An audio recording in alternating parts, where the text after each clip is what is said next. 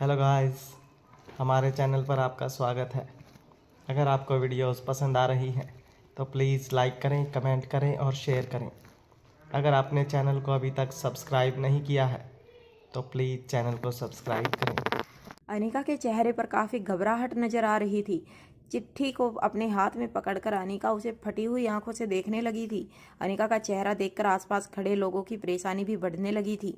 रोहित ने अनिका के कंधे पर हाथ रखते हुए पूछा, क्या हुआ, तुम कुछ परेशान नजर आ रही हो? अनिका ने अचानक रोहित की आंखों में आंखें डालकर कहा, यह चिट्ठी तो।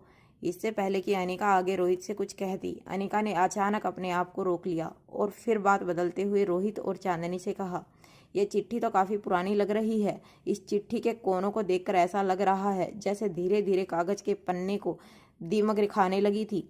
इस पर लिखी हैंडराइटिंग भी काफ़ी हद तक हल्की हो चुकी है। उस चिट्ठी की हालत देखकर ऐसा लग रहा था जैसे सालों से उस चिट्ठी को किसी अलमारी में संभाल कर रखा गया था, मगर सालों से ना उस पर रोशनी पड़ी थी और ना उसकी सफाई हुई थी, इसीलिए धीरे धीरे चिट्ठी पे पीले गहरे धब्बे बन गए थे। अनिका ने चांदनी की ओर देखकर पूछा, क्या मैं यह चिट्ठी रख सकती हूँ? चांदनी ने जवाब देते हुए कहा, हाँ हाँ बिल्कुल, तुम इसे रख सकती हो। इस पर जो फॉर्मूला लिखा गया है उसे हमने पहले ही नोट कर लिया है। यह चिट्ठी तो सालों से मैंने इसलिए संभाल कर रखी थी क्योंकि मैंने सोचा कि अगर डुप्लीकेट नोट गुम हो जाए तो ओरिजिनल से फिर से फॉर्मूला को नोट कर सकती थी। मगर अब इतने सालों के बाद तो इस दवाई का फॉर्मूला मुझे और मम्मी को जुबानी याद है। चिट्ठी को देखकर अनिका के चेहरे के एक्सप्रेशन काफ़ी बदल गए थे, मगर चांदनी जानती थी कि अनिका जरूर किसी ऐसी सोच में थी जो इस वक्त वो सबके सामने जाहिर नहीं करना चाहती थी। इसलिए अनिका को ज़्यादा सवाल ना पूछते हुए चांदनी ने कहा, तुम जो कुछ भी हमारे खानदान के लिए किया है उसके लिए thank you very much. Anika ने चांदनी की बात का जवाब देते हुए कहा, नहीं नहीं, थैंक यू तो मुझे कहना चाहिए। इतनी कीमती चीज़ तुम मुझ पर भरोसा करके मेरे हवाले कर रही हो, इससे यह साबित होता है कि तुम्हें मुझ पर कितना विश्वास है।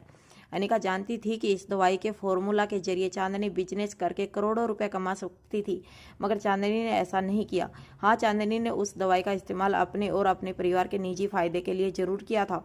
चांदनी ने अनिका के हाथ के ऊपर हाथ रखते हुए कहा, देखो मैं पहले से तुम्हें जानती हूँ, मेरा मतलब है कि मैंने तुम्हारा नाम सुन रखा है, मगर अब पिछले कुछ दिनों से मैंने तुम्हें बेहद करीब से जाना है। तुम पर भरोसा ना करने का तो कोई सवाल ही पैदा नहीं होता, मगर फिर भी एक बात कहना चाहती हूँ, अगर तुम बुरा ना मानो तो।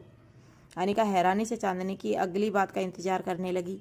चांदनी ने अपनी बात आगे बढ़ाते हुए कहा, सिर्फ इतना ध्यान रहे कि इस फॉर्मूला के बारे में बाहर लोगों को पता ना चले। अगर यह फॉर्मूला गलत हाथों में पड़ गई तो तुम तो जानती हो इस दवाई के जरिए क्या हो सकता है, और मैं नहीं चाहती कि कोई इस दवाई को पैसे कमाने का साधन बना ले। पहले ही हमारे देश की आबादी इतनी बढ़ रही है, अगर किसी ने इस दवाई का गलत इस्तेमाल कर दिया तो हो सकता है इस दवाई की वजह से इस देश पर और इस दुनिया पर बहुत बड़ी समस्या खड़ी हो जाए। जरा सोचिए, जो भी शादीशुदा औरत इस दवाई का सेवन करेगी, दो तीन तीन बच्चों को जन्म दे देगी। देखते ही देखते इस देश का और दुनिया का क्या हाल हो जाएगा। अनिका जानती थी कि चांदनी जो कुछ भी कह रही थी उसमें सच्चाई थी। चांदनी के कंधों पर हाथ रखकर अनिका ने कहा, मुझ पर विश्वास करो, मैं इस फॉर्मूला का कभी कोई गलत इस्तेमाल नहीं होने दूंगी, और मुझे खुशी है कि तुमने भी आज तक फॉर्मूला का कभी कोई गलत इस्तेमाल नहीं किया है। चांदनी और अनिका के बीच बढ़ती हुई दोस्ती देखकर रोहित ने चांदनी और उसकी माँ की ओर देखकर कहा, आप लोगों ने जो कुछ भी किया उसके लिए थैंक यू वेरी मच। इतना जरूर याद रखना कि आप लोगों को फ्यूचर में मुझसे कोई भी काम हो तो डायरेक्टली अनिका को कॉल कर दीजिएगा, आपका काम हो जाएगा। रोहित ने यह बात साहनी परिवार के घर में खड़े होकर कही थी। रोहित की इस बात का मतलब किसी बड़े प्रॉमिस से कम नहीं था। दरअसल साहनी परिवार आज तक सिंघानिया परिवार से सिर्फ इसलिए डरता था क्योंकि वह लोग जानते थे कि कहीं ना कहीं सिंघानिया परिवार मारवा परिवार के साथ जुड़ा हुआ था। मगर आज रोहित ने जब चांदनी और उसकी माँ से यह बात कही थी तो उसका मतलब साफ था कि अब उन्हें सिंघानिया परिवार से डरने की कोई ज़रूरत नहीं थी, और अगर सिंघानिया परिवार उनके परिवार को कोई नुकसान पहुंचाने की कोशिश करता है तो वह सीधा रोहित को अप्रोच कर सकते हैं। रोहित का यह भरोसा मिलते ही चांदनी की माँ के चेहरे पर एक बड़ी सी मुस्कुराहट आ गई। उनके चेहरे को देखकर ऐसा लग रहा था जैसे उनकी बेटी हर्षिता के लिए उनकी सारी चिंताएं दूर हो गई थी। अनिका ने बड़े ही ध्यान से चिट्ठी को फोल्ड करके अपनी पर्स में रख लिया। चांदनी और उसकी माँ को बाय कहने के बाद अनिका और रोहित साहनी हाउस से चले गए। लिफ्ट से नीचे जाते हुए अनिका बिल्कुल खामोश अपने मन ही मन कुछ सोच रही थी। रोहित अच्छी तरह जानता था कि चिट्ठी को देखने के बाद अनिका काफ़ी गहरे ख्याल में डूब गई थी। रोहित जानता था कि जरूर कोई ऐसी बात थी जो अनिका ने अपने दिल में छुपा कर रखी थी और जो बात उस चिट्ठी से जुड़ी हुई थी। मगर रोहित बार बार अनिका को पूछकर उसे ज़्यादा परेशान नहीं करना चाहता था। रोहित जानता था कि अगर ऐसी कोई बात होती जो अनिका जरूर उसे बताती। कार में बैठने के बाद रोहित ने अनिका से पूछा, तो अब कहाँ जाना है? अनिका कुछ देर खामोश अपनी सीट पर बैठी रही और मन ही मन कुछ सोचने लगी। कुछ देर बाद अनिका ने रोहित को बिना देखे कहा, मल्होत्रा हाउस जाना है मुझे। अनिका का ऑर्डर मिलते ही किसी टैक्सी ड्राइवर की तरह अनिका का इंस्ट्रक्शन फॉलो करते हुए रोहित अपनी कार ड्राइव करके सीधे मल्होत्रा हाउस ले गया। मल्होत्रा हाउस में जैसे ही गाड़ी पार्किंग लॉट में रुकी, अनिका तेजी से अपनी ओर का दरवाजा खोलकर बंगले के अंदर चली गई। जैसे ही वो बंगले में पहुंची, डाइनिंग टेबल पर बैठकर सब्जियां काट रही अंजलि मामी ने अनिका को देखा। अनिका को देखते ही उनके चेहरे पर मुस्कान आ गई। अपनी जगह से खड़ी होते हुए अंजलि मामी ने कहा, बड़ी खुशी की बात है, पहले बता दिया होता तो खाने पीने की तैयारियां करके बैठती। क्या बच्चे भी तुम्हारे साथ आए हैं?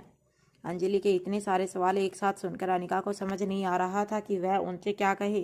अनिका ने बात बनाते हुए अंजलि मामी से पूछा, मैं नानी माँ से मिलने आई हूँ, काफ़ी दिन हो गए हैं, सोचा उनके हालचाल पूछती चलूँ। वैसे अनिका जानती थी कि नानी माँ की आंखें अब पूरी तरह से ठीक हो चुकी हैं, मगर नानी माँ की उम्र की वजह से आए दिन उन्हें घुटनों के दर्द से लेकर सिर दर्द तक उन्हें कोई ना कोई शिकायत जरूर रहती थी। इसीलिए कुछ कुछ दिनों में अनिका मल्होत्रा हाउस जाकर नानी माँ की खबर जरूर ले लिया करती थी। अंजलि मामी ने ही ऊपर की ओर इशारा करते हुए कहा, नानी माँ ऊपर टेरेस पर झूले पर बैठी है। अब तो हमने लिफ्ट लगवा दी है ताकि उन्हें ऊपर आने जाने में आसानी रहे। उन्हें टेरेस पर झूले पर बैठना बहुत पसंद है। चलो मैं तुम्हें लेके चलती हूँ। तभी अनिका ने इशारे से अंजलि मामी को रोकते हुए कहा, नहीं नहीं, आप क्यों तकलीफ कर रही हैं? आप यहाँ बैठकर अपना काम कीजिए, मैं नानी माँ से मिलकर आती हूँ। इससे पहले कि अंजलि मामी अनिका को और कुछ कह दी, अंजलि मामी ने देखा कि पीछे से रोहित मारवा चलकर अंदर आ रहा था। रोहित को देखते ही अंजलि मामी ने रोहित को एक बड़ी सी स्माइल देते हुए कहा, अरे रोहित बेटा, तुम आओ, बैठो बैठो। जैसे ही अंजलि मामी रोहित को और आगे बढ़ी, मौका देखकर अनिका स्टेयरकेस के ऊपर चली गई। रोहित ने नोटिस कर लिया था कि अनिका नहीं चाहती थी कि उसके साथ कोई और ऊपर जाए, इसीलिए अंजलि मामी को नमस्ते कहकर रोहित वहीं सोफा पर बैठ गया। रोहित की आंखें लगातार अनिका पर टिकी हुई थी, मगर सोफे के एंगल से वह टेरेस की सीढ़ियाँ कुछ हद तक देख सकता था। अंजलि मामी मुस्कुराती हुई रोहित के सामने आकर बैठ गई। अंजलि मामी के चेहरे को देखकर रोहित को ऐसा लग रहा था जैसे वह रोहित को कुछ पूछना चाहती थी, मगर अपने आप को रोक रही थी। रोहित ने अंजलि मामी को देखकर बड़ी ही धीमी आवाज में पूछा, क्या हुआ आंटी, क्या आप मुझे कुछ कहना चाहती हैं? रोहित की बात सुनते ही अंजलि मामी चौंक गई। उन्हें समझ नहीं आ रहा था कि वह अपनी बात किस तरह शुरू करे। अंजलि मामी ने मुस्कुराते हुए रोहित की ओर देखा और अटकती हुई आवाज में पूछा, बेटा बुरा ना मानो तो क्या मैं तुमसे एक बात कह सकती हूँ? जब रोहित की इस बात का एहसास हुआ कि अंजलि मामी उसके साथ कोई सीरियस बात करना चाहती थी, तो उसने अपनी पीठ सीधी करते हुए उनसे पूछा, जी बिल्कुल, प्लीज़ आप किसी भी तरह की झिझक के बिना मुझे जो पूछना चाहे पूछ सकती हैं। रोहित के लिए अंजलि मामी के साथ बात करना बिल्कुल ऐसा था जैसे वह अपनी सास के साथ बात कर रहा था, और मल्होत्रा हाउस आना बिल्कुल ऐसा था जैसे वह अपने ससुराल में आ रहा था। रोहित अच्छी तरह जानता था कि अगर अनिका के माँ बाप की जगह इस वक्त उसकी ज़िंदगी में कोई था तो वह किशन मामा और अंजलि मामी थे, और रोहित हमेशा ही उनकी गुड बुक्स में रहना चाहता था। मल्होत्रा परिवार के साथ पहले से रोहित की काफ़ी अच्छे संबंध रहे थे। भले ही मल्होत्रा परिवार मारवा खानदान के सामने एक काफ़ी छोटा सा बिजनेस परिवार था, मगर किशन मामा और अंजलि मामी ने समाज में काफ़ी इज्जत कमाई थी। अपने अच्छे स्वभाव और बर्ताव की वजह से अंजलि मामी के साथ घुलना मिलना लोगों को अच्छा लगता था। रोहित भी बचपन में कई बार अंजलि मामी के घर अपने परिवार वालों के साथ आया करता था। अंजलि मामी काफ़ी अच्छी पेंटर थी। रोहित बचपन से किशन मामा और अंजलि मामी की काफ़ी इज्जत किया करता था, और आज भी वही इज्जत रोहित के मन में बरकरार थी। अंजलि मामी ने कांपती हुई आवाज़ में रोहित से कहा, देखो बेटा, अब तक तुम अनिका के स्वभाव के बारे में, उसके रहन सहन के बारे में अच्छी तरह जान चुके होंगे। रोहित को समझ नहीं आ रहा था कि आखिर अंजलि मामी उसे क्या कहना चाहती थी, मगर फिर भी रोहित ने जवाब देने की कोशिश करते हुए कहा, हाँ बिल्कुल, पिछले कुछ दिनों में हम लोग काफ़ी हद तक एक दूसरे को जान चुके हैं। मगर आप तो जानती हैं कि आजकल की लड़कियां छोटी छोटी बातों को लेकर अपना दिमाग कितना गर्म कर लेती हैं। यह जवाब देने के पीछे की वजह यही थी कि रोहित एक छोटा सा मजाक करके वातावरण को थोड़ा लाइट करना चाहता था। मगर रोहित की बात सुनकर अंजलि मामी के चेहरे पर हंसी नहीं आई थी। यह देखकर रोहित ने भी अपनी मुस्कुराहट रोक ली। अंजलि मामी ने अपनी बात को आगे बढ़ाते हुए कहा, देखो बेटा, काफ़ी करियर ओरिएंटेड लड़की है वह, कभी किसी के दबाव में आकर एक जगह पर बैठने वाली लड़कियों में से नहीं है। उसके आगे उसका पूरा करियर है। वह होशियार है, बहादुर है, अपने पैरों पर खड़े रहना जानती है, काफ़ी इंडिपेंडेंट है।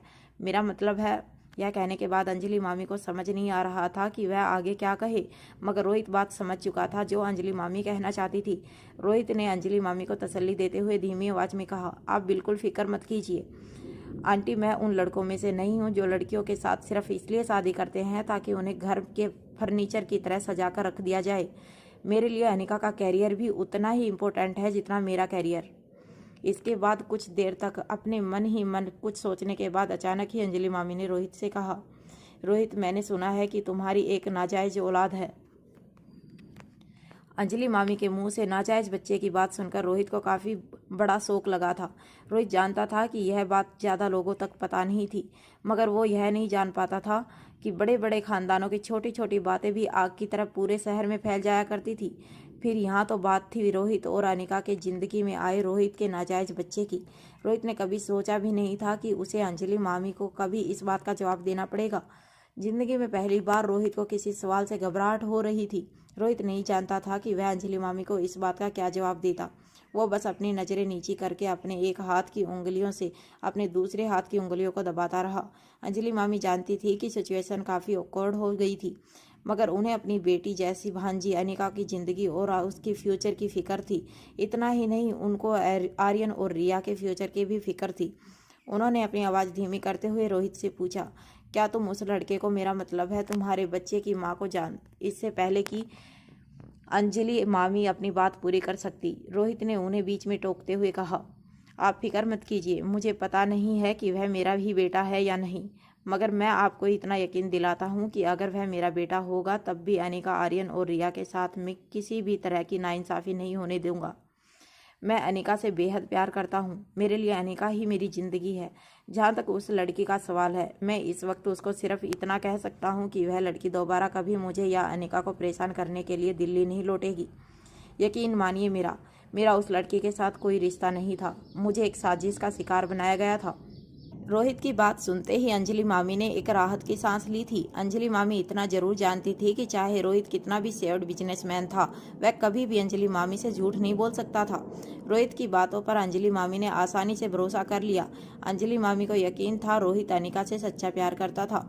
इस बात को कई महीनों पहले उन्होंने रोहित की आंखों में पढ़ लिया था, मगर उन्होंने जब रोहित के नाजायज बच्चे की बात सुनी तब अचानक ही उन्हें इस बात का एहसास हुआ कि ऊंचे खानदान में अक्सर जब लड़के इस तरह के संबंध बना लेते हैं तो उनकी पत्नी और उनके बच्चों के साथ क्या क्या नाइंसाफ़ी होती है। और अंजलि मामी अनिका के स्वभाव को भी अच्छी तरह जानती थी। वह जानती थी कि अनिका किसी भी तरह की नाइंसाफ़ी टॉलरेट नहीं कर सकती थी। इसीलिए अंजलि मामी को रोहित और अनिका के रिश्ते की चिंता होने लगी थी। वह जानती थी कि अनिका काफ़ी कम बोलती थी और अपने इमोशंस ज़्यादातर एक्सप्रेस नहीं करती थी। इसीलिए अनिका के साथ इस तरह की बात करना अंजलि मामी को ठीक नहीं लग रहा था। और जब आज अंजलि मामी ने मौका देखा तो रोहित को सीधे मुंह सवाल कर लिया, जो काफ़ी दिनों से उनके दिल दिमाग में चल रहा था। ऊपर टेरेस पर अनिका ने दादी माँ के साथ कुछ देर बातचीत की और फिर उनका रेगुलर चेकअप करने के बाद वो टेरेस से निकलकर सीधे अपने कमरे की ओर चली गई। अनिका मल्होत्रा हाउस में जिस कमरे में ठहरती थी वह कमरा उसकी माँ स्वाति मल्होत्रा का हुआ करता था। किशन मामा और अंजलि मामी ने स्वाति का कमरा ठीक वैसा ही रखा था जैसे 26 साल पहले हुआ करता था, जब स्वाति मल्होत्रा हाउस में रहा करती थी। कमरे के अंदर दाखिल होते ही अनिका सीधे कमरे में बनी एक छोटी सी लेबोरेटरी शेल्फ के पास चली गई। उस अलमारी में तरह तरह की किताबें पड़ी थी जो जिंदा रहते स्वाति पढ़ा करती थी, मगर उन किताबों के बीच बीच में कई सारे हैंड रिटन नोट्स भी थे जो उस जमाने में स्वाति ने लिखे थे। अनिका ने उसमें से एक किताब निकालकर उसे पढ़ना शुरू किया। गौर से अपनी माँ की हैंडराइटिंग देखने के बाद अनिका ने अपनी जेब से वह कागज का टुकड़ा निकाला जो वह चांदनी के घर से अपने साथ ले आई थी। अनिका ने वह कागज की चिट्ठी उस नोटबुक पर रखी जिसमें स्वाति ने अपने नोट्स लिखे थे। स्वाति की हैंडराइटिंग काफ़ी एग्रेसिव थी। हैंडराइटिंग को देखकर ऐसा लगता था जैसे वह काफ़ी तेज लिखा करती थी। हर शब्द के पूरे होते ही वह आखिरी लेटर के बाद एक छोटा सा एंजल बना देती थी। अनिका यह देखकर हैरान हो गई कि स्वाति की वह किताब जो उसे उनके बेडरूम में मिली थी, उसकी हैंडराइटिंग और चिट्ठी की हैंडराइटिंग हूबहू मिलती थी। अनिका को यह यकीन हो गया था कि चिट्ठी में लिखा फॉर्मूला जरूर उसकी माँ स्वाति ने अपने हाथों से लिखा था। जब अनिका को इस बात का यकीन हो गया कि वह चिट्ठी सालों पहले उसकी माँ ने ही लिखी थी, तो उसके मन में कई और सवाल उठने लगे। यह सवाल पहले से भी ज़्यादा गहरे थे। अनिका इतना तो जरूर जानती थी कि अनिका की प्रेगनेंसी की प्लानिंग और अनिका के प्रेगनेंसी के पीछे जो साजिश हुई थी वह उसकी माँ स्वाति ने नहीं की थी। क्रिस्टोफर और आशीष के कन्फेशन से एक बात तो साफ थी कि अनिका की प्रेगनेंसी की साजिश की नींव क्रिस्टोफर ने रखी थी। उसे समझ नहीं आ रहा था कि आखिर इन सब चीज़ों का कनेक्शन क्या हो सकता है। स्वाति ने एक ऐसा फॉर्मूला बनाया था जिससे कोई लड़की एक साथ 3 बच्चों को जन्म दे सकती थी। सवाल यह भी था कि आखिर स्वाति ने लिखा हुआ नोट उस बूढ़े पागल के हाथों चांदनी को कैसे मिला था। कौन था वह बूढ़ा पागल और आखिर क्या रिश्ता था उसका स्वाति के साथ। अनिका अब तक यह भी नहीं जान पाई थी कि उस रात उसने 2 बच्चों को जन्म दिया था या 3 बच्चों को जन्म दिया था। अनिका के दिमाग में हेड राइटिंग मैच करने के बाद कई सारे सवाल एक साथ घूमने लगे थे। अनिका को आज फिर ऐसा लग रहा था कि वो जितना अपनी माँ के करीब जाने की कोशिश कर रही थी, उसकी माँ उससे उतना ही दूर जा रही थी। अनिका अपनी माँ के बारे में जितना सच जान चुकी थी, उससे कहीं ज़्यादा और गहरे राज पता करना अभी भी बाकी थे। अनिका ने किताब फिर से अपनी जगह पर रखी और वह पुरानी चिट्ठी फोल्ड करके फिर से अपने पर्स में रख दी। अनिका तेजी से स्टेयरकेस उतरकर हॉल में आई। अनिका ने देखा कि अंजलि मामी और रोहित एक दूसरे के सामने बिल्कुल खामोश बैठे थे। अनिका ने अंजलि मामी को बाय कहा और तेजी से घर से बाहर निकल गई। अनिका ने रोहित को पूरी तरह से इग्नोर कर दिया था। वह समझ चुका था कि अनिका जरूर किसी परेशानी में थी। अंजलि मामी के सामने देखकर रोहित अपनी जगह से खड़ा हुआ और उन्हें मुस्कुराते हुए बाय कहकर तेजी से अनिका के पीछे चला गया। रोहित ने अनिका के लिए दरवाज़ा खोला। अनिका के अंदर बैठते ही वो खुद भी ड्राइविंग सीट पर जाकर बैठ गया। रोहित और अनिका को एक साथ कार में बैठे हुए देखकर अंजलि मामी ने राहत की सांस ली और मन ही मन यह प्रार्थना की, अनिका और रोहित की जोड़ी को कभी किसी की नज़र ना लगे। रोहित कार ड्राइव करके मल्होत्रा हाउस से बाहर जाने लगा। अंजलि मामी नानी माँ को देखने पहुंची। तब अंजलि ने देखा कि नानी माँ खिड़की के पास खड़ी रोहित और अनिका की कार को जाते हुए देख रही थी। नानी माँ के चेहरे पर अनिका के लिए चिंता साफ नजर आ रही थी। अंजलि ने नानी माँ के पास जाकर कहा, मम्मी जी आप इतनी टेंशन में क्यों लग रही हैं? फिक्र मत कीजिए, रोहित अनिका को बहुत अच्छी तरह रखता है, उसका बहुत ध्यान रखता है। नानी माँ की नज़रें हाईवे की तरह जा रही थी। रोहित और अनिका की कार को टिकी हुई थी। कुछ देर में तेजी से चल रही कार नानी माँ की नज़रों से धीरे धीरे सिकुड़ती गई और फिर अचानक दूसरी कार की भीड़ और शहर के ट्रैफिक में कहीं खो गई। नानी माँ ने अपने पास खड़ी अंजलि मामी को देखकर कहा, पता नहीं क्यों कई दिनों से मेरा जी बहुत घबरा रहा है। अंजलि मामी ने नानी माँ के कंधे पर हाथ रखते हुए कहा, आप बिल्कुल फिक्र मत कीजिए। रोहित एक बहुत अच्छा लड़का है। भले ही वह ऊंचे खानदान का इकलौता वारिस है, मगर काफ़ी समझदार और अच्छे दिल का लड़का है। वह हमारी अनिका को कभी कोई तकलीफ नहीं होने देगा। अनिका पूरे मान मर्यादा और रिस्पेक्ट के साथ मारवा खानदान में रहेगी। तभी नानी माँ ने एक ऐसी बात कही कि अंजलि मामी के चेहरे का रंग उड़ गया। नानी माँ ने अचानक ही अपनी नज़रें झुकाते हुए अंजलि मामी से कहा, मुझे डर लग रहा है कहीं एक दिन अनिका भी अपनी माँ स्वाति की तरह अचानक गायब ना हो जाए। अंजलि मामी नानी की यह बात सुनकर इतनी हैरान हो गई थी कि उन्हें तसल्ली देने के लिए उनके पास शब्द नहीं थे। नानी माँ ने अपनी बात आगे बढ़ाते हुए कहा, आज से 26 साल पहले करण हमारी स्वाति के साथ इसी तरह बड़े ही प्यार से रहा करता था। उसे प्यार देता, सम्मान देता, दोनों को साथ साथ देखकर मुझे ऐसा लगता था कि मेरी बेटी का भविष्य बिल्कुल सुरक्षित है। मन ही मन मैंने करण को अपना दामाद मान लिया था। दोनों की प्यार के किस्से पूरे शहर में मशहूर हो चुके थे। स्वाति काफ़ी तेज थी, पढ़ाई लिखाई खेल कूद हर चीज़ में शहर की लड़कियां स्वाति से काफ़ी जला करती थी, ठीक उसी तरह जिस तरह आज शहर की लड़कियां अनिका से जलती हैं। 26 साल पहले स्वाति की खुशियों को भी नज़र लग गई थी। एक दिन मैंने देखा कि करण स्वाति के साथ हंसकर बातें कर रहा था और उसे घर छोड़ने आया था। दूसरे दिन पता नहीं स्वाति घर पर काफ़ी टेंशन में नज़र आ रही थी। उस दिन जब वो घर से बाहर निकली तब मैंने उसे आखिरी बार देखा था। मेरी बेटी अचानक ही गायब हो गई और फिर 26 साल बाद उसकी मौत की खबर हमारे घर आई। बस इस बच्ची अनिका को देखती हूँ तो ऐसा लगता है कि मैं अपनी बेटी स्वाति को भी अपने सामने खड़ा देख रही हूँ। इसने बिल्कुल अपनी माँ जैसे गुण, अपनी माँ जैसा रूप पाया है। डरती हूँ कहीं इस बच्ची ने अपनी माँ का ही नसीब ना पा लिया हो। यह कहते हुए नानी माँ धीरे धीरे अपने कमरे की ओर जाने लगी। नानी माँ की बातें सुनकर कहीं ना कहीं अंजलि मामी के मन में चल रही घबराहट भी बढ़ने लगी थी। वहाँ कार में बैठी अनिका ने रोहित को वह सारी बातें बताई जो अभी अभी उसे पता चली थी। अनिका ने रोहित से कहा, मेरी समझ में नहीं आ रहा है कि माँ ने ऐसी दवाई क्यों बनाई थी। आज तक मुझे लगता रहा कि कहीं ना कहीं मेरी प्रेगनेंसी के पीछे प्लानिंग मेरी माँ ने की थी, मगर जब क्रिस्टोफर और आशीष का कन्फेशन सुना तब मुझे यकीन हो गया कि मेरी माँ ने यह साजिश नहीं की थी।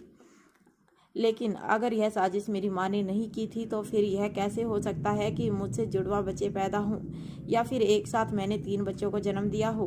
मेरी तो कुछ समझ नहीं आ रहा।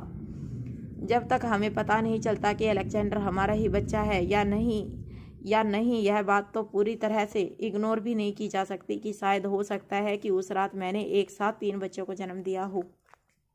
अनिका अपने मन में चल रहे सवालों से खुद ही परेशान थी। जब अनिका ने रोहित की ओर देखा तब रोहित बड़े ही ध्यान से अपनी कार चला रहा था, मगर रोहित के चेहरे पर देखकर ऐसा लग रहा था कि रोहित भी किसी गहरी सोच में खोया हुआ था। फिर अचानक रोहित ने अनिका की ओर देखकर कहा, क्या तुम्हें यकीन है कि जो कुछ भी तुमने कहा वह सब सच है? रोहित की बात का जवाब देते हुए अनिका ने कहा, क्रिस्टोफर अगर सच नहीं कह रहा है तो जरा मुझे बताओ कि उसे मेरी जिंदगी से जुड़ी इतनी बारीक डिटेल्स कैसे पता है? रोहित ने पलटकर इस बात का जवाब देते हुए कहा, मेरा मतलब यह नहीं, मेरा मतलब है कि क्रिस्टोफर ने कहा कि आर्टिफिशियल इंसेमिनेशन की वजह से तुम प्रेग्नेंट हुई थी। क्या तुम्हें यह बात सच लग रही है? अनिका समझ नहीं पा रही थी कि रोहित क्या कहना चाहता था। उसने रोहित से कहा, तुम क्या कहना चाहते हो, जरा खुलकर बताओ। रोहित ने अपनी नज़रें सड़क पर रखते हुए अनिका से कहा, हो सकता है हमारे बीच संबंध बनने की वजह से तुम प्रेग्नेंट हुई हो। रोहित ने जब यह बात कही तब कुछ देर तक अनिका को ऐसा लगा जैसे उसकी सांसें अटक गई थी। अनिका ने रोहित की ओर देखकर पूछा, तुम कहना क्या चाहते हो? क्या हमारे बीच उस रात? रोहित जानता था कि अनिका वह बात करने से हिचकिचा रही थी, इसलिए अपनी बात को आगे बढ़ाते हुए रोहित ने कहा, देखो अनिका, मैं पिछले कई दिनों से सोच रहा हूँ कि उस रात आखिर मेरे साथ क्या हुआ था, मगर कहीं ना कहीं अब मुझे लग रहा है कि उस रात मैंने एक लड़की के साथ अनिका जानती थी कि रोहित आगे क्या कहना चाहता था। अनिका ने रोहित की बात को बीच में अटकाते हुए पूछा, मगर तुम यह कैसे कह सकते हो कि वह लड़की मैं ही थी? मेरा मतलब है तुम किसी और के साथ भी तो। अनिका का सवाल बिल्कुल जायज़ था, मगर रोहित के पास यह कहने का भी एक वजह थी। रोहित ने अनिका से कहा, देखो, हालांकि मुझे उस रात के बारे में ज़्यादा कुछ नहीं पता है, मगर जब भी मैं उस रात को याद करने की कोशिश करता हूँ मुझे कहीं ना कहीं ऐसा लगता है कि मैंने जब उस रात उस लड़की के साथ जो लड़की उस रात मेरे साथ थी, वह जो भी थी, मुझे ऐसा लगता है कि वह शरीर से काफ़ी वजनदार थी। रोहित काफ़ी अटक अटक के यह बात कर रहा था। रोहित को समझ नहीं आ रहा था कि वह अनिका के सामने यह बात कैसे रखे, मगर अनिका ने इस बात को काफ़ी सीरियसली लिया था। अनिका खुद इस पॉसिबिलिटी के बारे में सोचने लगी। अनिका ने रोहित से पूछा, देखो, आज से 6 साल पहले, मेरा मतलब है कि बच्चों की डिलीवरी से पहले मैं काफ़ी वजनदार थी, और तुम्हें देखकर मुझे ऐसा नहीं लगता कि तुम इतनी वजनदार लड़की के साथ रोहित ने अनिका की बात को बीच में ही रोकते हुए कहा, देखो अनिका, मैंने कहा ना तुमसे, मेरे ख्याल से उस वक्त मुझे कोई ऐसा नशा दिया गया था जिसकी वजह से उस रात मेरे साथ क्या हो रहा था वह खुद मुझे नहीं पता है। फिर इस बात का तो सवाल ही नहीं आता कि मेरी पसंद या नापसंद की वजह से मेरे उस लड़की के साथ संबंध बने थे, और अगर वह लड़की तुम ही थी तो फिर जाहिर सी बात है कि शायद उसी वक्त तुम्हारे प्यार में पड़ चुका था, जिसका एहसास मुझे लगभग 6 साल बाद हुआ। रोहित की बात सुनकर इस वक्त अनिका को रोहित के रोमांच से ज़्यादा उस बात की तह तक पहुंचने में ज़्यादा दिलचस्पी थी जो रोहित और अनिका अपने उस अतीत के बारे में बता सके। उससे उसका भविष्य जुड़ा था। अनिका फिर से सोचने लगी कि आखिर उसकी प्रेगनेंसी से जुड़े राज वो है कैसे जान सकती थी। वह एक के बाद एक कड़ियों को जोड़ने की कोशिश करने लगी। अनिका मन ही मन सोचने लगी कि उनकी माँ ने उनकी प्रेगनेंसी प्लान की थी, तो आखिर ऐसी माँ जो अपनी बच्ची के खिलाफ साजिश कर सके, वह माँ अपनी बच्ची की जान बचाने के लिए अपनी जान क्यों दे देगी। दूसरी ओर क्रिस्टोफर ने यह भी कहा था कि अनिका अगर प्रेग्नेंस ना होती तो उसकी जान पर खतरा होता। तो कहीं ना कहीं यह भी हो सकता था कि अनिका की जान बचाने के लिए अनिका की मां स्वाति मल्होत्रा ने अनिका की प्रेगनेंसी प्लान की थी। और अगर यह बात सच थी तो आखिर पूरी की पूरी प्लानिंग अचानक क्रिस्टोफर के हाथ में कैसे आ गई थी? अलेक्जेंडर अगर अनिका का बेटा था तो वह क्रिस्टोफर के पास कैसे पहुंचा था? अनिका का कन्फ्यूजन बढ़ता ही जा रहा था। जब अनिका यह सारी बातें सोच रही थी तब रोहित की कार रोहित के प्राइवेट विला के अंदर एंटर हुई। अनिका अपने ख्यालों से बाहर आकर अचानक ही रोहित से कहने लगी, अरे तुम मुझे यहाँ क्यों ले आए? तभी रोहित ने मुस्कुराते हुए अनिका की बात का जवाब देते हुए कहा, क्यों तुम देखना नहीं चाहती कि आखिर अलेक्जेंडर और रिया के बीच में बन रही है या नहीं? रोहित की बात सुनकर अनिका अपने ख्यालों से पूरी तरह से बाहर आई। अनिका भी जानना चाहती थी कि आखिर नन्ही सी रिया अलेक्जेंडर के साथ रहकर किस तरह बर्ताव करेगी। अगर अलेक्जेंडर रोहित का बेटा था तो फ्यूचर में पूरे परिवार को एक साथ ही रहना था। अनिका अच्छी तरह जानती थी कि आर्यन काफ़ी टॉलरेंट बच्चा था और उम्र के साथ साथ उसकी मैच्योरिटी और भी ज़्यादा बढ़ने लगी थी। मगर रिया आर्यन जैसी नहीं थी। रिया आर्यन के साथ सिर्फ इसलिए मिलजुल कर हंस खुशी रह रही थी क्योंकि रिया बचपन से ही अपने भाई को बहुत मिस करती थी और आर्यन रिया का काफ़ी ख्याल रखता था। आर्यन चाहे रिया को कई बार गेम खेलने से टोकता भी था, मगर रिया जानती थी कि आर्यन उससे बहुत प्यार करता था और इसलिए रिया आर्यन के साथ काफ़ी हंसी खुशी रहती थी। मगर हो सकता था कि अलेक्जेंडर के साथ रिया उस तरह का रिश्ता ना बना पाए। अगर अलेक्जेंडर के साथ रिया के साथ किसी भी तरह की बदतमीजी की तो रिया भी चुप रहने वालों में से नहीं थी। जैसे ही गाड़ी रोहित के विला के बाहर रुकी, एक शोफर ने कार की चाबी अपने पास रख ली और रोहित और अनिका को बारी बारी से दरवाजा खोलकर शोफर ने बड़ी ही रिस्पेक्ट से बाहर उतरने का इशारा किया। गाड़ी से उतरने के बाद रोहित और अनिका दोनों विला के अंदर जाने लगे। अभी दोनों दरवाजे पर पहुंचे ही थे कि अंदर से रिया की ऊंची आवाज़ दोनों के कानों पर पड़ने लगी। रिया अंदर लिविंग रूम में सोफे पर बैठकर अपनी गेम खेल रही थी और गेम खेलते खेलते अपने अपोजिशन को चैलेंज कर रही थी। रिया का ध्यान पूरी तरह से अपनी गेम में था। गेम में हर पार्टिसिपेंट को दूसरे पार्टिसिपेंट के गोदाम के बम से उड़ाना था और आखिर में जिसका गोदाम बच जाएगा वह उस गेम का विनर होगा। एक के बाद एक अपने अपोजिट टीम के गोदाम को उड़ाते हुए रिया अपने अपोजिशन प्लेयर्स को ऊंची आवाज़ में चैलेंज करते हुए कह रही थी, आ जाओ, बहुत शौक था ना मुझ पे वार करने का, अब क्यों छुप रहे हो? अगर तुम छुप भी गए तो यह मत सोचना कि मैं तुम लोगों को छोड़ दूंगी। चाहे तुम लोग जहाँ भी छुप जाओ, मैं इस गेम की चैंपियन हूँ और इसलिए कई बार चैंपियनशिप जीत चुकी हूँ। तुम लोग जहाँ भी छुपोगे मेरी नज़रों से बच नहीं पाओगे। यह लो एक और बम। यह कहते हुए रिया ने अपनी अपोजिट टीम पर एक और बम फेंक दिया और अचानक अपने दोनों हाथ हवा में उछालकर तालियां बजाने लगी। रिया के ठीक पीछे अलेक्जेंडर चुपचाप खड़ा रिया के गेम को देख रहा था। अचानक ही अलेक्जेंडर ने रिया से कहा, जरा वहाँ देखो, वो लोग वहाँ से तुम पर अटैक कर रहे हैं। रिया ने फिर से हेडफोन के जरिए अपने दुश्मनों से कहा, अरे चुपचाप से वार मत करो, यह मत सोचो कि मुझे इतनी आसानी से हरा दोगे। यह लो, अब तुम्हारा भी गोडाउन मेरे बम के निशाने से चुकेगा नहीं। ब्लास्ट के बटन दबाने के बाद अचानक ही रिया को रियलाइज हुआ कि अभी अभी अलेक्जेंडर ने उसके साथ बात की थी। रिया ने अपना गेमिंग टैबलेट साइड में रखते हुए अलेक्जेंडर की ओर देखकर कहा, मैंने तुमसे कितनी बार कहा है मुझसे बात मत करो। अलेक्जेंडर अपनी आंखें बड़ी करके रिया की ओर देखने लगा। ऐसा लग रहा था जैसे अलेक्जेंडर को रिया के साथ बात करने में काफ़ी डर लग रहा था, मगर किसी तरह हिम्मत इकट्ठा करके अलेक्जेंडर ने रिया से कहा, अगर मैं तुमसे बात नहीं करूंगा तो किससे करूंगा? इस बंगले में हम दोनों के अलावा और कोई नहीं है। अलेक्जेंडर की बात सुनने के बाद रिया ने अपने दोनों हाथ अपने कान पर रख दिए और कहा, मैंने तुमसे कितनी बार कहा मुझसे बात मत करो, तुम समझते नहीं हो। क्या तुम कभी स्कूल नहीं गए? क्या तुम्हें कुछ सिखाया नहीं गया कि एक बार अगर कोई कह दे कि उसके साथ बात नहीं करनी तो तुम्हें उसके साथ बात नहीं करनी चाहिए? कौन सी भाषा समझते हो तुम? अलेक्जेंडर ने बड़ी धीमी आवाज़ में रिया से कहा, मगर अब मैं अगर तुम्हारे साथ बात नहीं करूंगा तो पूरा दिन क्या करूंगा? रिया ने अपनी जगह से उठकर अपनी गेमिंग टैबलेट को अपने हाथ में लिया और कहा, अरे इस बंगले में और भी कई लोग हैं, नौकर चाकर हैं, खाने बनाने वाले अंकल हैं, ड्राइवर अंकल हैं, पेड़ पौधों को पानी देने वाली आंटी हैं, तुम उन लोगों से बात करो, मेरा पीछा क्यों कर रहे हो? रिया की बात पर तुरंत जवाब देते हुए अलेक्जेंडर ने कहा, मगर मैं उन लोगों के साथ क्या बात करूं? हमारे पास कोई कॉमन टॉपिक नहीं है बात करने को और मैं अनजान लोगों से ज़्यादातर बात नहीं करता। अलेक्जेंडर की बात सुनते ही रिया ने गुस्से से अलेक्जेंडर की ओर देखा और कहा, तो तुम्हें क्यों लगता है कि मैं अनजान लोगों से बात करूंगी? यह कहते हुए रिया ने अपना गेमिंग टैबलेट कसकर अपने हाथ में पकड़ा और ऊपर की ओर स्टेयरकेस चढ़कर तेजी से जाने लगी। अलेक्जेंडर भी रिया के पीछे भागकर ऊपर की ओर जाने लगा। जैसे ही रिया अपने बेडरूम के पास पहुंची तो रिया ने महसूस किया कि अलेक्जेंडर भी तेजी से उसके पीछे दौड़कर आ रहा था। अचानक ही रिया अपने कमरे के दरवाजे के पास रुक गई। रिया ने मुड़कर अलेक्जेंडर की ओर देखा और कहा, अरे तुम्हारे पीछे वो अंकल कौन है? रिया की बात सुनते ही अलेक्जेंडर घबरा गया। उसे लगा कि कहीं अचानक ही रोहित उसके पीछे ना आ जाए। जब अलेक्जेंडर ने मुड़कर देखा, पीछे कोई नहीं था। उसने राहत की सांस ली और जब वापस मुड़कर रिया की ओर देखा तो अलेक्जेंडर के मुंह पर दरवाजा रिया ने बंद कर दिया। दरवाजा ठीक अलेक्जेंडर के सामने बंद हुआ था। अलेक्जेंडर के कुछ सेंटीमीटर दूर रिया ने दरवाजा बंद किया था। पटके हुए दरवाजे से अलेक्जेंडर थोड़ा पीछे चला गया। वो रिया के दरवाजे की ओर देखता रहा, इसी उम्मीद में कि कुछ देर बाद रिया दरवाजा खोलेगी। तभी अचानक उसे नीचे किसी के कदमों की आहट सुनाई दी। जब अलेक्जेंडर ने स्टेयरकेस से झुककर नीचे झांक कर देखा तब उसे पता चला कि अनिका और रोहित दोनों ऊपर की ओर आ रहे थे। अलेक्जेंडर घबराकर अपने बेडरूम के अंदर चला गया।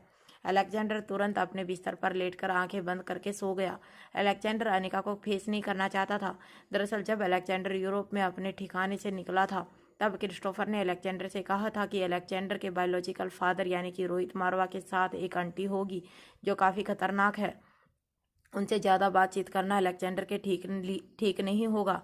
तब से लेकर अब तक अलेक्जेंडर के मन में अनिका को लेकर काफ़ी घबराहट थी और इसीलिए अनिका के आते ही अलेक्जेंडर अपने कमरे में दुबक कर सो जाता था। अलेक्जेंडर को कहीं ना कहीं अपनी किस्मत पर काफ़ी नाराज़गी हो रही थी। उसका इस पूरी दुनिया में सिर्फ एक ही दोस्त थी जिसका नाम था रिया, मगर वह औरत जिसे क्रिस्टोफर ने अलेक्जेंडर को दूर रहने को कहा था, बदकिस्मती से वही औरत अलेक्जेंडर की बेस्ट फ्रेंड की मोम थी।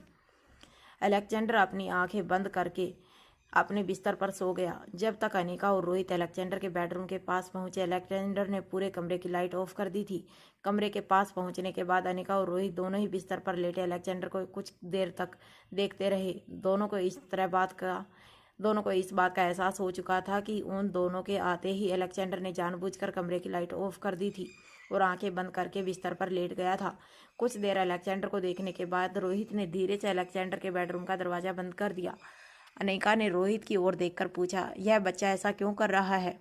पिछली बार भी जब मैं आई थी तब से इसने सोने का नाटक किया था और अब फिर से वही सोने का नाटक कर रहा है। रोहित ने अपनी उंगलियों को अपनी गाल पर फेरते हुए अनिका से कहा, मुझे लगता है कि यह लड़का तुमसे मिलना नहीं चाहता। हो सकता है तुमसे बचने की कोशिश कर रहा हो। अनिका रोहित का जवाब सुनकर हैरान हो गई। अनिका ने रोहित से पूछा, मगर तुम्हें क्या लगता है वह ऐसा क्यों कर रहा है? मैंने क्या बिगाड़ा है उसका? रोहित ने अनिका से कहा, फिक्र मत करो, बहुत जल्द इस बात का भी पता चल जाएगा। यह कहते हुए रोहित ने धीरे से अलेक्जेंडर के कमरे का दरवाजा खोला और अलेक्जेंडर के कमरे के अंदर चला गया। रोहित बड़े ही ध्यान से धीरे से अलेक्जेंडर के कमरे का दरवाजा खोलकर उसके कमरे के अंदर चला गया। रोहित के जाते ही अनिका भी रिया के बेडरूम की ओर जाने लगी।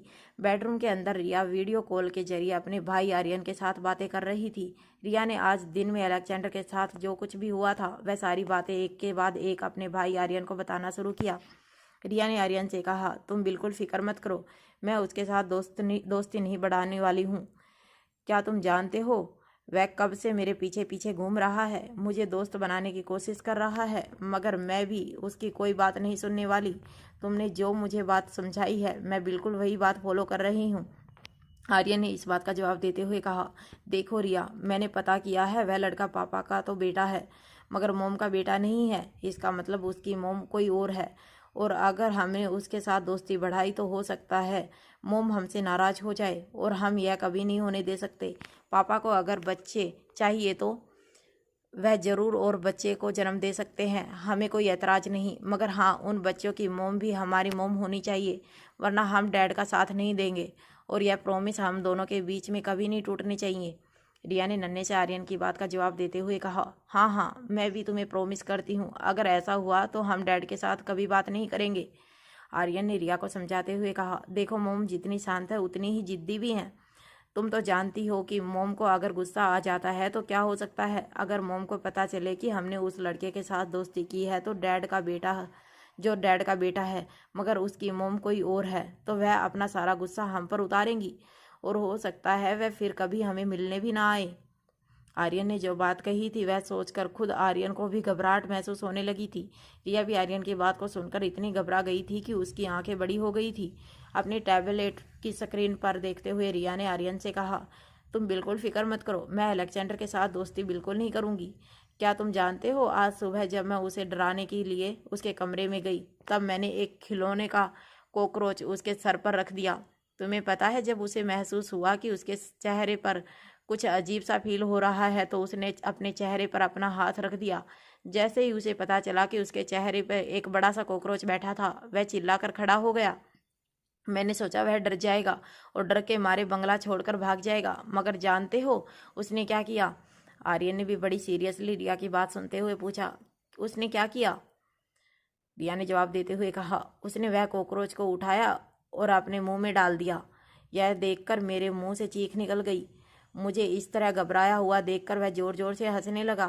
उससे कहा कि वह मेरा फेवरेट खिलौना था, तुम उसे खा कैसे सकते हो? चाहे वह कॉकरोच खिलौने का था, मगर उस वक्त तो तुम्हें ऐसा ही लगा था कि वह रियल है। क्या तुम रियल कॉकरोच भी खाते हो? अलेक्जेंडर ने हंसते हुए मुझे जवाब दिया, कोई भी चीज़ जो मुझे परेशान करने की कोशिश करती है मैं उसे खा जाता हूँ। अगर तुमने मुझे परेशान करने की सोची तो देख लो तुम्हारे साथ मैं क्या करूँगा। जब अलेक्जेंडर ने यह बात कही तब भी मैं डरने वालों में से नहीं थी। मैंने अलेक्जेंडर से कहा, अगर तुमने मुझे खाने की कोशिश की तो इतना याद रखना कि मेरा भाई भी तुम्हें खा जाएगा। तुम्हारा नाम सुनते ही अलेक्जेंडर जोर जोर से हंसने लगा। उसके बाद पता नहीं कहाँ से उसने फिर से वह खिलौना का कॉकरोच मेरी ही गोद पर फेंक दिया और मैं चिल्लाकर अपनी जगह से खड़ी हो गई। मैं समझ नहीं पा रही थी कि अभी कुछ देर पहले जो कॉकरोच मुंह में डालकर वह चबा रहा था, वह खिलौने का कॉकरोच मेरी गोद में कैसे आया था? लड़का बहुत तेज है, ऐसा लगता है जैसे कोई जादूगर है। मगर जब उसने देखा कि उसकी यह हरकत देखकर नाराज हो गई थी तो उसने मेरे पास आकर कहा, मैं भी तुम्हें यह ट्रिक सिखा सकता हूँ, फिर तुम अपने दोस्तों पर यह ट्रिक आजमाना। देखते देखते तुम अपने दोस्तों के बीच इतनी फेमस हो जाओगी कि लोग तुम्हारे आगे पीछे घूमेंगे। वैसे उसकी यह मैजिक ट्रिक तो मैं सीखना चाहती थी, मगर तभी मुझे तुम्हारी बात याद आई कि हमें उससे दोस्ती बिल्कुल नहीं बढ़ानी है। इसलिए अपने खिलौने का कॉकरोच अपनी जेब में रखकर मैं उसके कमरे से निकल गई। मगर क्या तुम जानते हो कि वह मेरे पीछे पीछे पूरे बंगले में घूमने लगा और बार बार मुझे सॉरी कहता रहा। एक पल के लिए तो मुझे लगा कि उसे सचमुच बहुत पछतावा हो रहा है। मैं भी उसे माफ़ करने वाली थी, मगर फिर मुझे तुम्हारी कही हुई बात याद आई कि हमें उससे दोस्ती नहीं बढ़ानी है। इसलिए मैं अपनी गेमिंग टैबलेट लेकर नीचे लिविंग रूम में बैठकर खेलने लगी, मगर वह भी मेरे पीछे पीछे आकर बार बार मुझे सॉरी कहता रहा। आर्यन ने रिया को बीच में ही रोकते हुए कहा, देखो वह कितना भी तुम्हारे आगे पीछे घूमता रहे, तुम्हारे बटर लगाने की कोशिश करे, मगर तुम्हें बिल्कुल डरना नहीं है। उससे दोस्ती बढ़ाई तो समझ लेना मोम हमसे नाराज हो जाएंगी। रिया ने अपनी नज़रें झुकाते हुए आर्यन से कहा, कभी कभी सोचती हूँ अगर हमने उससे दोस्ती नहीं की तो वह क्या करेगा? वह अकेला हो जाएगा। मुझे लगता है वह लड़का जिद्दी तो है मगर दिल का अच्छा है। आर्यन ने देखा कि उसकी बहन अलेक्जेंडर को लेकर पिघलने लगी थी, इसलिए फिर से रिया को अपनी बात याद दिलाते हुए आर्यन ने कहा, देखो तुम ऐसा कोई कदम मत उठाना जिससे मोम नाराज हो जाए। मैं कल वहां पर आता हूँ, उसके बाद फैसला करेंगे हमें आगे क्या करना है। मगर चाहे कुछ भी हो जाए हम उस लड़के को हमारा दोस्त नहीं बना सकते। हर वह बच्चा जो डैड किसी और आंटी के साथ जन्म देंगे वह हमारा दुश्मन होगा। यह बात तुम अच्छी तरह याद रखना। जैसे ही दोनों बच्चों ने अपना वीडियो कॉल डिस्कनेक्ट किया, रिया के बेडरूम में अनिका दाखिल हुई। अनिका को देखते ही रिया अपनी जगह से उठकर अपने दोनों हाथ हवा में फैलाकर अनिका से कहने लगी, अरे मोम, तुम्हें कैसे पता चल जाता है कि मैं तुम्हें मिस करती हूँ? देखो अभी मैं तुम्हें याद कर ही रही थी और तुम मुझसे मिलने चली आई। अनिका जानती थी कि शरारती रिया के पास बहानों की कमी नहीं थी। रिया को गले लगाकर कुछ देर प्यार करने के बाद अनिका ने रिया से पूछा, अच्छा बताओ मुझे उस अलेक्जेंडर के साथ तुम्हारी कैसी बन रही है? रिया जानती थी कि अगर उसने अनिका को सच्चाई बताई तो हो सकता है अनिका जबरदस्ती रिया को अलेक्जेंडर के साथ दोस्ती करने पर मजबूर करे। इसलिए रिया ने कुछ देर मन ही मन कुछ सोचने के बाद अनिका से कहा, बहुत अच्छी, हम दोनों तो बहुत कम वक्त में बहुत अच्छे दोस्त बन गए। अनिका अच्छी तरह जानती थी कि रिया कब सच बोलती थी और कब झूठ। इस वक्त रिया ने अनिका को जिस तरह यह बात कही थी, अनिका समझ गई थी कि जरूर दाल में कुछ काला था। इससे पहले कि अनिका रिया से पूछती कि आखिर माजरा क्या है, अनिका का फ़ोन बजने लगा। अनिका ने स्क्रीन पर देखा कि राजलक्ष्मी उसे कॉल कर रही थी। अनिका जानती थी कि किसी इम्पोर्टेंट काम के बिना राजलक्ष्मी उसे फ़ोन नहीं कर सकती थी। अनिका ने जैसे ही कॉल रिसीव किया, राजलक्ष्मी ने अनिका से कहा, मैडम बूढ़े बाबा को होश आ गया है और वह आपसे बात करना चाहते हैं। राजलक्ष्मी की बात सुनकर अनिका चौंक गई। अनिका भी जानती थी कि काफ़ी दिनों तक बूढ़े बाबा का इलाज चल रहा था, मगर वह इस बात को लेकर भी हैरान थी कि बूढ़े बाबा ने होश में आने के लिए काफ़ी वक्त लगा दिया था। आज जब राजलक्ष्मी ने कहा कि बूढ़े बाबा को होश आ गया है, तब कहीं ना कहीं अनिका ने भी एक राहत की सांस ली। तभी अनिका को अचानक एक बात बिजली की तरह चमकी। अनिका बूढ़े बाबा से जानना चाहती थी कि आखिर वह अनिका और स्वाति मल्होत्रा के अतीत के बारे में क्या जानते थे। अनिका ने राजलक्ष्मी से कहा, मैं अभी आती हूँ। राजलक्ष्मी का फ़ोन डिस्कनेक्ट करने के बाद अनिका रिया के कमरे से बाहर निकल गई। जैसे ही अनिका रिया के बेडरूम से बाहर निकली, अनिका ने देखा कि ठीक उसी वक्त रोहित भी अलेक्जेंडर के बेडरूम से बाहर निकल रहा था। रोहित की ओर देखकर अनिका ने पूछा, क्या हुआ, कुछ पता चला? उस बच्चे ने कुछ कहा? रोहित ने बड़े ही आराम से अलेक्जेंडर के बेडरूम का दरवाज़ा बंद करते हुए अनिका से कहा, मैंने उससे पूछने की कोशिश की कि उसका दिन कैसा रहा। उसने मुझे जवाब में कहा कि उसका दिन तो काफ़ी अच्छा गुजरा। फिर मैंने उसे पूछने की कोशिश की कि रिया के साथ उसकी जमी या नहीं। उसने जवाब में कुछ मुझे कहा कि रिया तो बहुत अच्छी दोस्त बन गई और दोनों ने आज खूब मज़े किए। रोहित और अनिका स्टेयरकेस की सीढ़ियां उतरकर नीचे जाने लगे। दोनों यह बात अच्छी तरह जानते थे कि रिया और अलेक्जेंडर में कुछ खास जम नहीं रही थी। दोनों ने उनके बीच चल रही बातों को दरवाजे के बाहर से सुन लिया था। अनिका यह सोचकर हैरान थी कि आखिर दोनों बच्चे उनके बीच जो कुछ भी चल रहा था उस बात पर पर्दा डालने की कोशिश क्यों कर रहे थे। दोनों बच्चे यह जानने की कोशिश क्यों कर रहे थे कि उनके बीच में अच्छी दोस्ती हो रही है। स्टेयरकेस से नीचे उतर रही अनिका को अचानक फील हुआ कि पीछे से उसे कोई देख रहा था। जब अनिका ने मुड़कर देखा तो यह देखकर हैरान हो गई कि दोनों नन्ही नन्ही आंखें बेडरूम का दरवाजा खोलकर अनिका को देखने की कोशिश कर रही थी। जैसे ही अनिका की नज़रें उस बच्चे की नज़रों से मिली, उसने जल्दी से दरवाज़ा बंद कर दिया। अलेक्जेंडर की आंखों में अनिका ने जो मासूमियत देखी, उससे उसका दिल पिघल गया। अचानक उसे अलेक्जेंडर पर तरस आने लगा। एक छोटा सा बच्चा इस तरह अनजान जगह पर किसी तरह अपने आप को महसूस कर रहा होगा, यह सोच सोचकर अनिका का दिल पिघलने लगा था। अनिका के एक्सप्रेशन देखकर रोहित भी समझ चुका था कि अनिका के दिल में क्या बातें चल रही थी। रोहित ने अनिका के कंधे पर हाथ रखकर कहा, देखो, जब तक हमें यह पता नहीं चल जाता कि इस बच्चे को यहाँ भेजने के पीछे क्रिस्टोफर का असली मकसद क्या है, हमें इस बच्चे को लेकर इतना इमोशनल नहीं होना चाहिए। हमें तो यह भी नहीं पता कि यह बच्चा हमारा है या नहीं।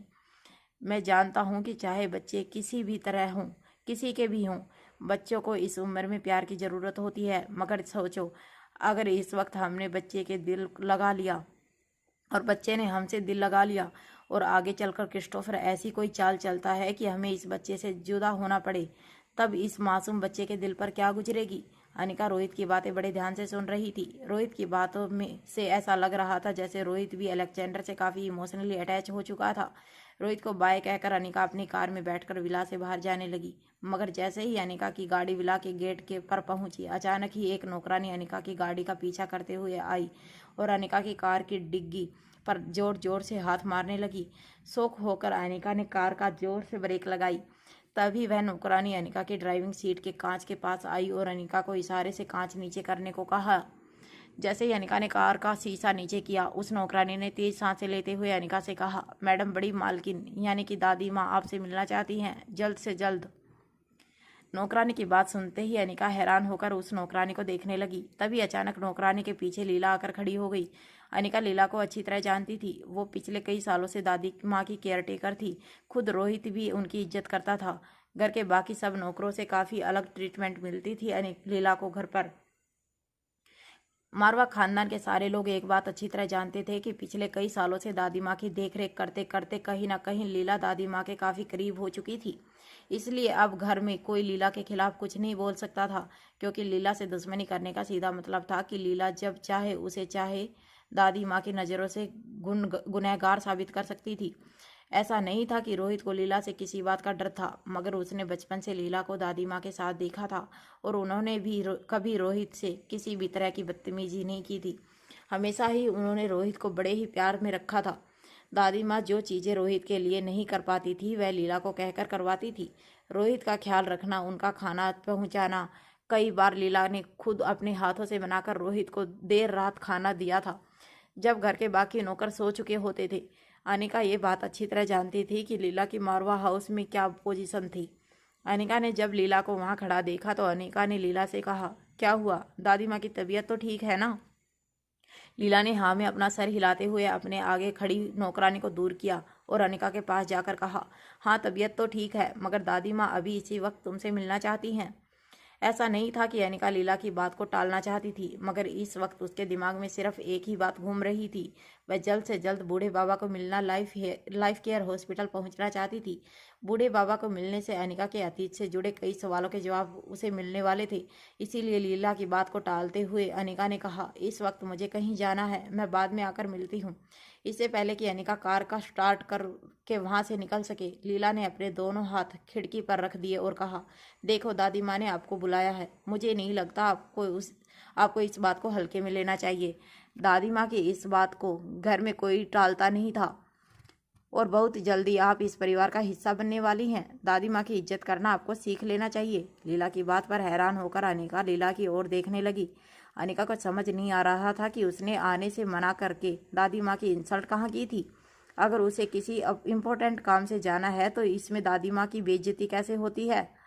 लीला ने अपनी बात आगे बढ़ाते हुए कहा, देखिए आपका बड़ी मालकिन से मिलना बहुत जरूरी है। क्या आपको आर्यन के भविष्य की कोई चिंता नहीं है? अनिका फिर से हैरानी से लीला की ओर देखने लगी। उसे समझ नहीं आ रहा था कि आखिर दादी माँ के साथ मीटिंग और आर्यन के भविष्य का क्या संबंध था। क्या कहना चाहती थी लीला कि अगर अनिका दादी माँ से नहीं मिलती है तो आर्यन का फ्यूचर खतरे में पड़ सकता था। लीला ने अपनी बात आगे बढ़ाते हुए कहा, देखिए आप अच्छी तरह जानती हैं कि सिंघानिया परिवार के साथ बड़ी मालकिन के कैसे संबंध है। आज सिंघानिया परिवार को आपकी ज़रूरत है। तरुण के शरीर में जो खामी है उसे आप आसानी से दूर कर सकती हैं। आप इतनी बड़ी डॉक्टर हैं, इतने लोगों का इलाज कर चुकी हैं। अगर उनका इलाज कर देंगी तो यह सिंघानिया परिवार के ऊपर आपका बहुत बड़ा एहसान हो जाएगा। अगर आपके सिंघानिया परिवार के साथ संबंध सुधरेंगे तो दादी माँ और आपके बीच में जो भी गलतफहमी है वह पूरी तरह दूर हो जाएंगी और भविष्य में आप दोनों एक ही छत के नीचे एक साथ हंसी खुशी रह सकती हैं। अब आप ही जरा सोचिए, जब आप आर्यन की ज़िंदगी में नहीं थी तब बचपन से लेकर आर्यन जब 6 साल का हुआ तब तक आर्यन की देखभाल किसने की थी? यह बात तो शायद आर्यन भी आपको बता चुका होगा कि आर्यन और बड़ी मालकिन के बीच में कितना प्यार था। अब जरा आप सोचिए, रोहित बाबा के साथ अगर आपकी शादी हो जाती है और आपके बड़ी मालकिन के साथ अगर रिश्ते अच्छे नहीं हुए तो आर्यन बाबा पर क्या बीतेगी। आर्यन समझ नहीं पाएगा कि वह किसकी तरफ रहे और एक छोटे से बच्चे के मन पर इन सब बातों का क्या असर होता है, यह बात तो आपसे बेहतर और कौन जान सकता है। अनिका को अब लीला की बातों से इरिटेट करने लगी थी। लीला कहीं ना कहीं उसे इमोशनली ब्लैकमेल करना चाहती थी। अनिका ने लीला की बात का जवाब देते हुए कहा, मैं तरुण सिंघानिया का इलाज करने के लिए तैयार हूँ। अनिका का जवाब सुनते ही लीला के चेहरे पर मुस्कान आ गई। लीला मन ही मन सोचने लगे कि उसकी तरकीब कामयाब हो गई थी। लेकिन तभी अनिका ने गाड़ी फिर से स्टार्ट करते हुए लीला से कहा, आप एक काम कीजिए, मेरी असिस्टेंट से अपॉइंटमेंट ले लीजिए। जब भी तरुण को अपॉइंटमेंट मिले मैं उसका इलाज शुरू कर दूंगी। इससे पहले कि लीला अनिका की इस बात का सामने और कुछ कमेंट करती, अनिका ने एक्सेलरेटर पर अपना पाँव रखा और तेजी से कार ड्राइव करते हुए वहां से चली गई। कार ने पीछे मिट्टी का एक बड़ा सा गुब्बारा छोड़ा था। लीला को ऐसा लग रहा था जैसे अनिका जानबूझकर उसके मुंह पर मिट्टी उड़ाकर गई थी। दूर जाती हुई कार को देख रही लीला के चेहरे के एक्सप्रेशन धीरे धीरे बदलने लगे। वह एक बात अच्छी तरह जानती थी कि अनिका एक बहुत बड़ी डॉक्टर थी। अगर कायदे से अनिका की अपॉइंटमेंट ले ली जाती है तो हो सकता है कि तरुण सिंघानिया को 6 महीने बाद अपॉइंटमेंट मिले। अनिका ज़्यादा पेशेंट्स अटेंड नहीं करना चाहती थी। ज़्यादा करके राजलक्ष्मी और अनिका के बाकी असिस्टेंट पेशेंट्स का इलाज किया करते थे। कोई ज़्यादा कॉम्प्लिकेटेड केस हो तो तभी उसे पेशेंट के ट्रीटमेंट के लिए पर्सनली अटेंड किया जाता था। लीला किसी भी तरह अनिका को मना कर अपने साथ ले जाना चाहती थी। ऐसा कोई काम नहीं था जो दादी माँ ने सौंपा हो और लीला ने पूरा ना किया हो, मगर आज पहली बार लीला को निराशा हाथ लगी थी। जब लीला मारवा हाउस पहुंची तो दादी माँ ने लीला को देखते ही कहा, अनिका मान गई, वो तरुण का इलाज करेगी। क्या कहा उसने? वह मुझसे मिलने आ रही है ना? तुम उसे साथ क्यों नहीं लेकर आई? दादी माँ के सारे सवालों का जवाब लीला के पास नहीं थे। वह बस दादी माँ के सामने सर झुकाए खड़ी रही।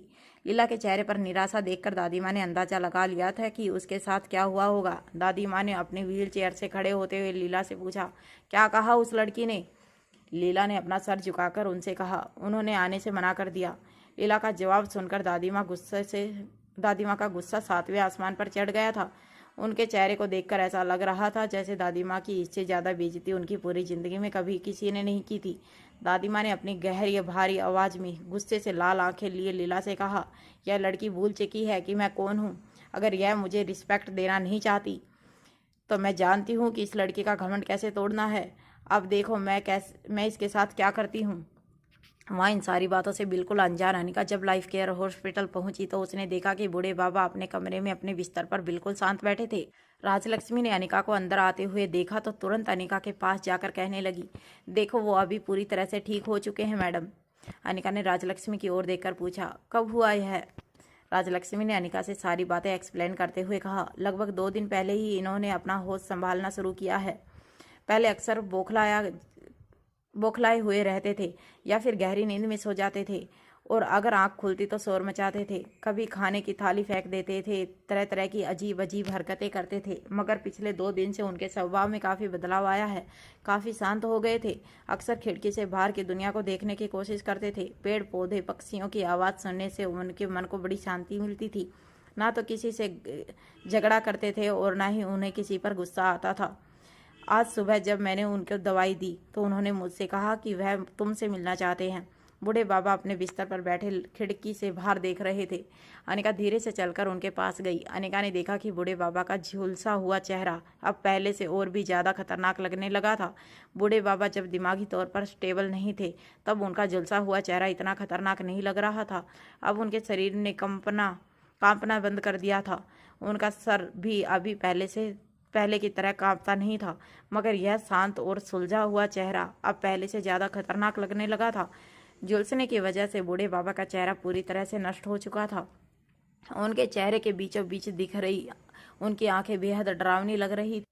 अगर कोई बच्चा खेलते खेलते इस कमरे में आ जाए और इस तरह बूढ़े बाबा को देख ले तो वह बच्चा रात भर सो नहीं पाएगा।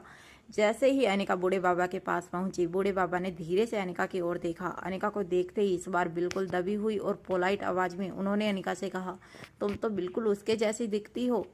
बूढ़े बाबा की बात करने का तरीका बिल्कुल बदल चुका था, मगर अनिका को अच्छी तरह याद था कि जब अनिका ने पहली बार बूढ़े बाबा के साथ बात की थी तब भी उन्होंने अनिका से यही बात की थी। हालांकि तभी उनका दिमाग संतुलन ठीक नहीं था, मगर अनिका को देखते ही उन्हें स्वाति की याद आई थी। अनिका ने बिना वक्त गवाए बूढ़े बाबा से पूछा, बताइए क्या जानते हैं आप मेरे अतीत के बारे में? आपने मुझसे यह कहा था कि अगर मैं माँ नहीं बनती तो मेरी जान को खतरा था। तो बताइए क्या जानते हैं आप मेरे अतीत के बारे में? जरा मुझे बताइए कि क्या मैंने जुड़वा बच्चों को जन्म दिया था या एक साथ 3 बच्चों को जन्म दिया था? अनिका की बात सुनते ही बूढ़े बाबा हैरानी से उसकी ओर देखने लगे। वो जानना चाहती थी कि बूढ़े बाबा उनके अतीत के बारे में क्या जानते थे। वो गौर से बूढ़े बाबा की ओर देखकर यह पता लगाना चाहती थी कि उनका जो भी जवाब होगा वह जवाब देते वक्त उनके चेहरे के हाव भाव क्या होंगे। ऐसा करने से अनिका यह पता करना चाहती थी कि वह झूठ बोल रहे थे या सच, मगर अनिका के लिए यह गैस करना काफ़ी मुश्किल होने वाला था क्योंकि बूढ़े बाबा का चेहरा पूरी तरह से झुलस चुका था। इसलिए उनके चेहरे के हाव भाव देख पाना या समझ पाना किसी के लिए नामुमकिन था। अनिका बूढ़े बाबा के ठीक सामने बैठकर उसके जवाब का इंतजार करने लगी। बूढ़े बाबा ने कुछ देर सोचने के बाद अनिका से कहा, यह तुम क्या कह रही हो? जुड़वा 3 बच्चे? जहाँ तक मुझे याद है वहाँ तक तुमने तो सिर्फ एक बेटी को जन्म दिया था। बूढ़े बाबा की बात अनिका को काफ़ी हैरान करने वाली थी। अनिका ने कई महीने इंतजार किया था ताकि बूढ़े बाबा होश में आ जाएं और अनिका को अपने अतीत के बारे में सब कुछ सच सच बताएं। मगर बूढ़े बाबा के इस जवाब को सुनकर अनिका को यह एहसास हो चुका था कि बूढ़े बाबा तो यह भी नहीं जानते थे कि अनिका के 2 बच्चे थे, आर्यन और रिया। बूढ़े बाबा को सिर्फ रिया के बारे में पता था। अनिका जानती थी कि बूढ़े बाबा के पास जरूर उसके अतीत से जुड़ी कोई ऐसी इन्फॉर्मेशन थी जो उसके लिए काफ़ी काम की हो सकती थी।